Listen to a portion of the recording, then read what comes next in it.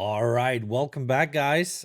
Part two of this little devlog, game devlog, if you want to call it that. If you haven't seen the first one, it's a pretty long video of me going over what this project is. So, quick summary, quick TLDR here. I am currently developing an old school browser MMORPG. It's based on an old game that I used to play. I'm trying to bring it back because it shut down 10 years ago. But I'm not a programmer. I don't know how to code, so we're doing everything with the help of Gemini. Gemini works actually pretty well for coding, and if if you learn how to do it, it's a little bit of a process. But if you learn how to do it, you can basically work on a large project like a game like this. And this is a very complex game, right? This is not just a little clickety clack game or anything. This is a big game. It's very complex. It's supposed to be played over many years. So when this game should it ever be done, this will run for many years without wipes or anything, right? This will form large social groups that work together to build cities, build buildings, to produce a lot of items, and then take those resources and put them into more production, bigger cities, this and that, make more money, bigger nations. Nations are basically guilds, right? And stuff like that. Just a big MMO that will run for many years. But yeah, well, go watch that video. I'll put it down in the description below if you want to know how this all started, and just so the rough state of the game. I'm currently, yesterday I was working on fixing a lot of bugs and adding a couple new features, and I kind of want to show them off just as like a short video today. I think I will do more videos of this kind of style where I'm just showcasing, the progress, new things that we've added. Let's just talk about fame here. Okay, political fame. We talked about this in the last video. Fame works nicely now. You get fame from having a city. You get fame from um, basically all kinds of actions gathering. Like I got 10,030 political fame right now. So if I go here and I gather something, right? I get fame for gathering. So see, I got like 10 fame here. Do like a five times gather. Boom. Now we're sitting at 90. So we're getting fame for that. You get fame for upgrading the land. This is basically your buildings are, on a tile, and the tile will have a value, and you can upgrade the tile value, and the tile value will flow into the production uh calculations, the production formula, and you will produce more the higher quality your tile is. But the thing is, you can't just upgrade a tile. You have to upgrade all the tiles, because a tile can only be as high as like +1 of all the surrounding tiles. So if I have um if I go over here, right? Those are like land quality 1, land quality 1. They're all land quality 1, right? This is just a level 1 tile. If I want to upgrade this tile here, right? I can do that. Land quality 2, right? Because all the surrounding tiles are level 1. If I want to upgrade this again, I can't do that. I can't do it. I can't upgrade it again because now I have to upgrade all the tiles surrounding this tile to uh level 2. And then I can upgrade the tile that I'm on right now, level 3. And if I want to upgrade to level 4, then these have to be level 3, and then those have to be level 2, and then these can be level level 1, right? So this is how it works. So basically, if you really want to get a tile level up, you kind of end up having to cultivate and upgrade large chunks of the map to allow the gradual, like, fall off or like increase, right, from like 1 to 2 to 3 until you land on your tile where your building is at, where you need the high value. So that makes it so that you need people. You need to collaborate with people to upgrade tiles. It's usually going to be in your nation. They're going to help each other out, upgrading the proper tiles so that the buildings that they build on those tiles will produce a lot. But of course, uh, these productions are only important for buildings that basically produce items straight from the tile, like the farm. It's going to produce wheat and animals straight from the tile that it's on. The logging cabin, same thing. Hunting cabin, same thing. And then over here, the mines, same kind of thing, right? They will all basically draw directly from the tile that they're on, so they need to be upgraded. If you have uh, buildings like the smithy that don't produce anything from the tile, but they take in resources and make tools, steel, jewelry, weapons, armors, right? Stuff like that. You just put the stuff in. Like, let's say I want to make some tools, right? Cost me some iron, cost me some wood, and then basically I would produce tools, right? And it doesn't matter what the tile level is, but of course you will still have to upgrade it if it's near an actual production building that's drawing from a tile. This will all have to be upgraded, right? So planning is important. You got to plan out where you're going to put a building, how easy it's going to be to upgrade that, stuff like that, right? Anyway, getting carried away here. The thing I actually want to talk about is politics points. So we kind of put in politics points now. What are politics points? You get politics points for two different things: having a city. For each 5,000 population that you have in your city, you get one politics point. I currently have a look at my city. I got 6.4. That means I get one politics point, right? Once I reach 10K, I would get another politics point. The next thing you can get a politics point is by having vassals, right? I put in the feudal system here where you can basically assign a player as your liege. Let's say I want Cypher PK. It's not the real Cypher PK. I want Cypher PK to be my liege. Oh, I cannot set him as a liege because this would create circular dependency. Interesting. Interesting. Yeah, I can't do it because he's actually my liege. It is what it is. But I could basically set someone here as a liege. I can actually do it with what's his name? Tester. Yes. You know who this is? Tester Dwarf Mage. This is ChatGPT. The new ChatGPT agent mode that they have. I ran this earlier, and ChatGPT basically it went through and it tested my game. It made a character. It ran around and played the game, and it has like this like virtual browser that I can use to do things. So you can use the ChatGPT agent for all kinds of stuff. And I was like, you know what? Just go there, make an account, log in, click around, test a couple of things, and it did test a couple of things. It walked around, and actually played the game for a little bit. I can actually show you the guy. He's over here. This is where he logged out. He's actually still online. This is Tester Dwarfman. This is ChatGPT. This is the agent, right? It's still online. Still online. Nice. But yeah, this is basically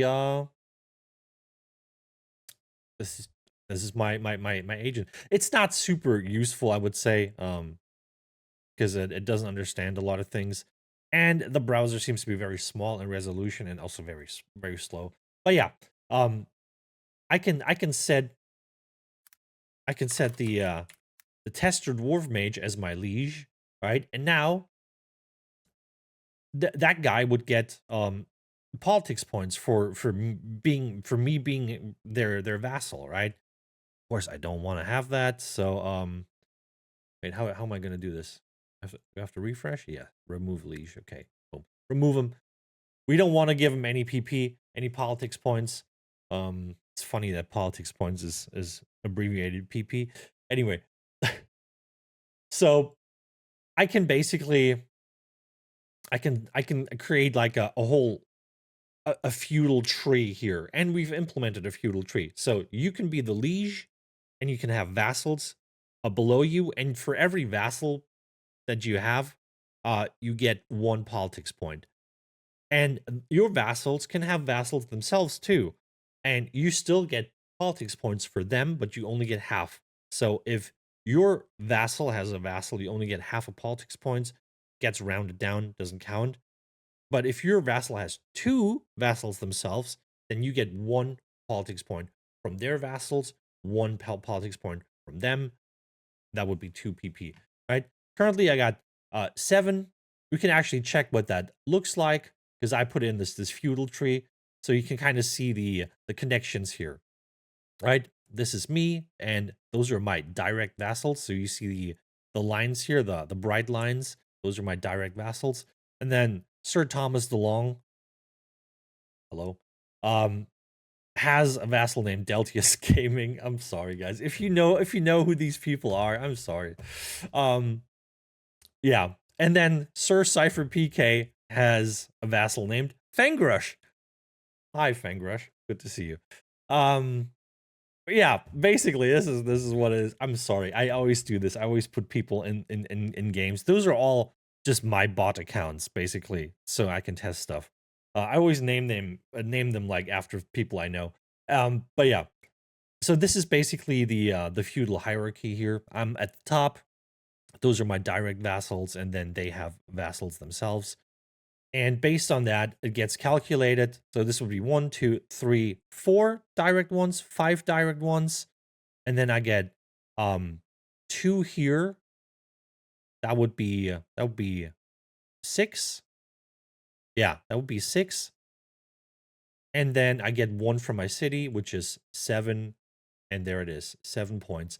So basically, this number here, this is the number that goes up every day, because you can save up your politics points and then use them later on for exchange into gold or action points or stuff like that, right? So this goes up, but you can only save up 150 maximum, and this number here in brackets is the daily gain that you get. So I get daily a daily of 7 right now, right?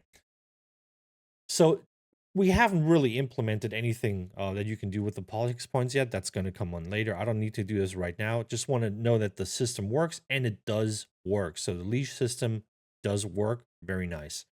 That's a new thing we put in. You just saw the feudal tree that works. So that's pretty cool. You can basically the way it works is you are getting highlighted. If you are the one, like, you're clicking on a player, right, and you click on the feudal ties, you see them highlighted, so you know where they are.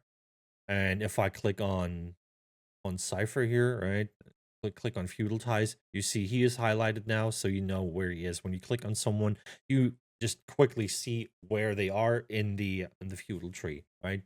Stuff like that. Good. We got that.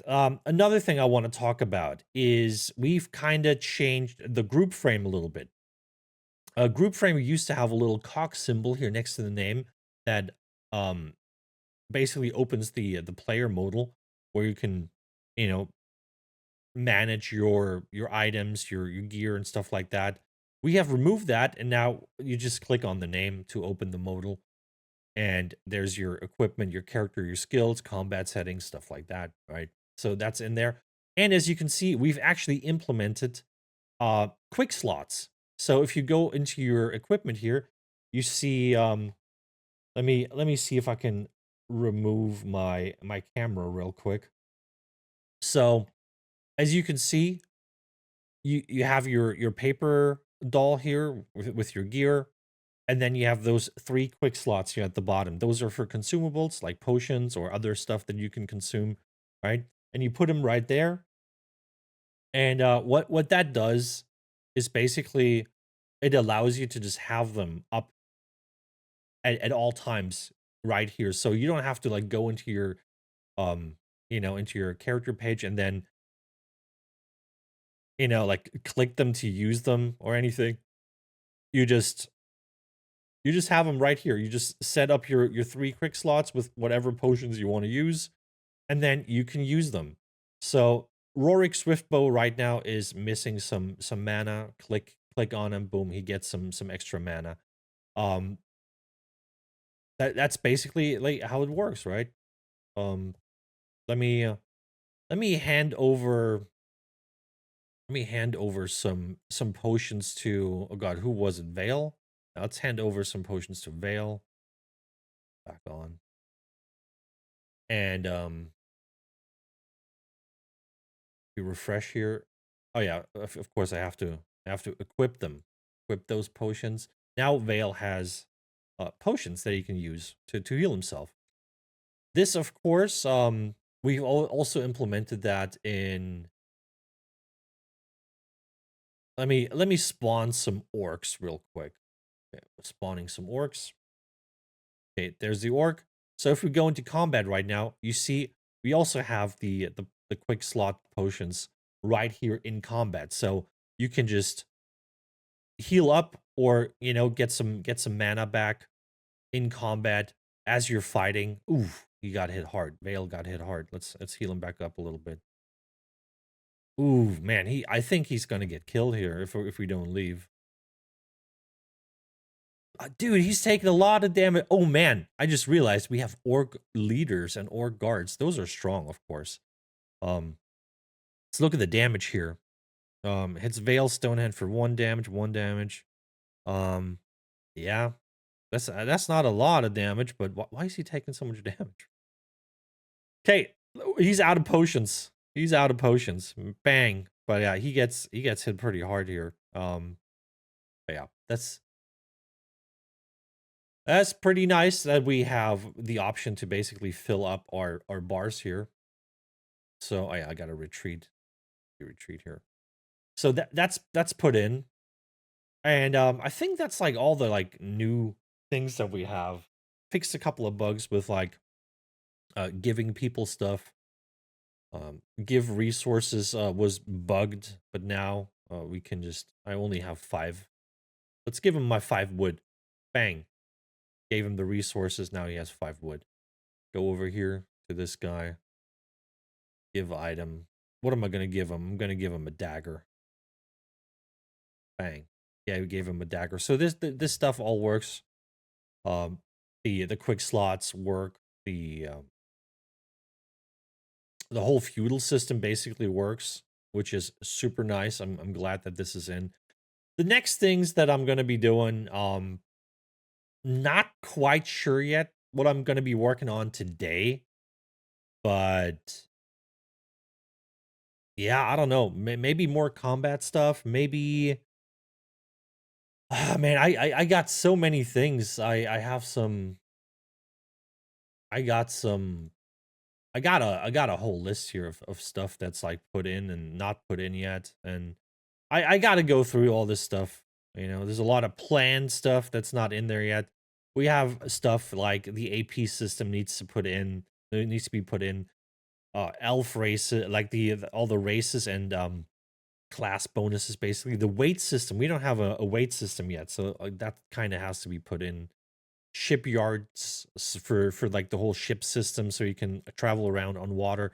There's so much stuff that I need to work. This is not even the complete list. This is probably not even half the list that I need to work on. So yeah, it's a lot of work. It's gonna take me a couple months, but honestly, we're making good progress every day, and I'm glad to be to be working on this game and actually working. So yeah, that's a little update here for you guys. I'll post another video if I have something new. But yeah, just wanted to showcase that feudal system working, quick slots working, very nice. Happy about that. And yeah, that's it. That's it. That's all I have for you. If you liked it, please leave a like. Consider subscribing. Check out the long video, the first part here of this series, where I explain the whole thing, basically, where I go into detail. I'll put it in the description below. So yeah, let me know what you think. Is this something you would play? Is this is like Gemini, Chat GPT as like the agent and stuff like that? Is that something you would use for your own projects?